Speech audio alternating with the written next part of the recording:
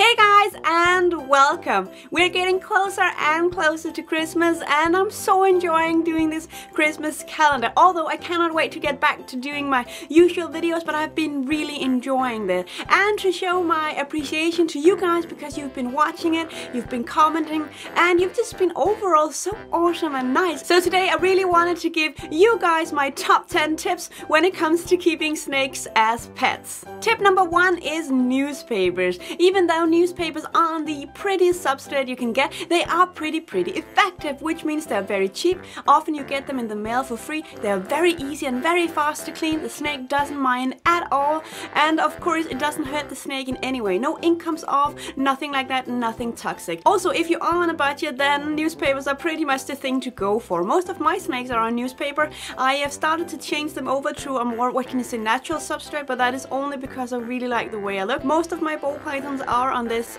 newspaper substrate because they really don't mind at all and they thrive perfectly well. Tip number 2 is one that I only discovered recently, and it's very good. If you are experiencing some difficulties when your snake is shedding, or if you just want to give them a helping hand, putting in a damp towel is really going to help them, because the rough edges of the towel is gonna make it easy for them to kind of rub against, and they will get the shed off much more easier. And the fact that the towel is damp is going to rise the humidity as well. Tip number 3 I want to give you guys is when it comes to feeding. I really do recommend that you feed either frozen or thawed or pre-killed. If you do prefer to feed frozen, I would really recommend for you guys to buy in like larger amounts of rats or mice or both, either from expos or local breeders or something like that, and then store them in the freezer. So you don't have to go out every time you need to buy something. So that way you can just keep them in the freezer, and then you will have rats and mice for the next couple of months. We do that too. We both have mice and rats in the freezer, but we also have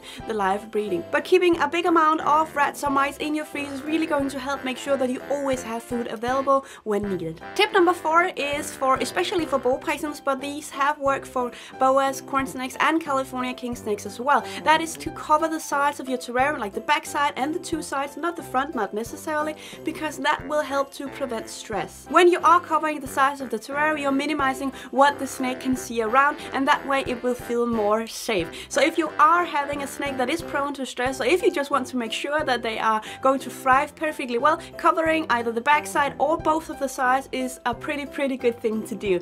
I do it with almost all of my snakes, especially my ball pythons. They do have a cover at least in the back. Those who are really sensitive also has a cover in the side. But that's another trick for you. Tip number 5 is about handling. When you're handling your snake, no matter how small, no matter how big it is, the first word that is supposed to come into your head should be support. When it comes to handling your snake, it can be quite a challenge, and I personally know that. It doesn't matter how big or how small. If the snake is very lively, it can be quite a difficult thing to manage, because the snake is just, you know, like trying to get away or trying to go up or down, and you're just standing there not knowing what to do. And then maybe you react by clutching the snake even more, and that will result into the snake getting more scared, and then everything is just a problem. So the number 1 word that you really should think about is support. Like, you don't have to clutch your snake, just hold it. Make sure that you support like the base of the body, not the head, not the tail. Don't ever hold them in the head only or in the tail only. That's not gonna end well. It's gonna do some damage to the spine as well. Just hold them in the middle and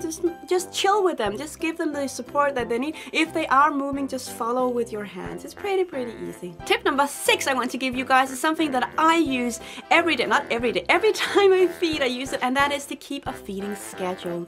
A feeding schedule has really helped me to make sure that all my snakes get the food when needed. So I write down what type of snake I have, how often it should be fed, because for example a boa doesn't need to be fed as often as a ball python, and then I add all the dates that I feed, so I can always go down and check when was the last time that I fed Noel, for example, and when was the last time that I fed Baby, and that way I can always make sure that the snakes, they do get the food when needed. Tip number 7 is one that has really saved me in a dire situation. It actually saved the life of Alistair, my sun-glow boa, and that is to save a little bit amount of money every month. It doesn't have to be like a massive amount of money, just a little bit will do just fine, because that way you will always have money if your pet needs to go to the vet, if your terrarium gets broken, if a heat mat or a heat lamp break or anything like that. You will always have some spare money available for those kind of situations. Christmas. Tip number 8 is something that I almost always do when it comes to terrariums, and that is to buy secondhand. When you buy a terrarium from new, of course you get this brand new terrarium that's never been used, and I can totally understand if you want that. I've also done that with a few of my terrariums, but most of them are bought secondhand. Usually terrariums, they really do last very, very well, and if you buy secondhand, you're gonna get one that's much, much cheaper. And of course you just need to clean it a little bit, and sometimes it might be broken in places.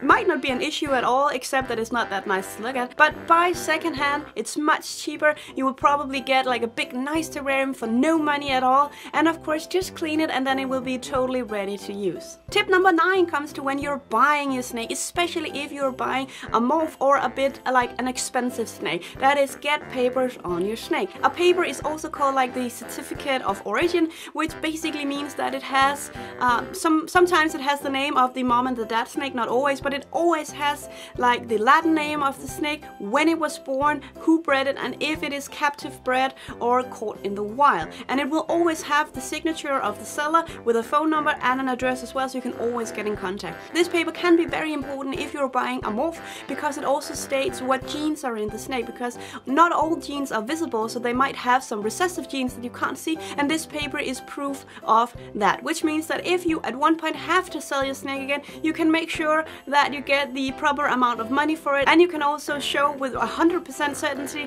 what genes is in your snake. Of course, I don't hope that you buy a snake with the intention of selling it again, but the papers are always awesome to have, especially also if you, like me, are starting to breed, because that way you know what is in the snake, what it is, when it's from, when it was born, is it captive bred, what is the Latin name, everything like that. So extremely important when you're buying a snake, make sure you get papers on it. My 10th and last tip is for you guys to invest in a timer, a thermometer, a hygrometer, and a thermostat. These 4 things is going to make it a lot easier for you as an owner to make sure that your snake is as healthy as it should be. Let's take them one by one. The timer makes sure that the light turns on and off automatically, so you don't have to go in and then turn on or turn off the light. So that's a really good thing to have. All of our terrariums, all of the heat is on a timer, also the light. The second thing is a thermometer, and a thermometer measures the heat inside the terrarium, so that way you pretty much know if the heat is correct or if you need to increase or decrease the heat. So that's pretty handy as well.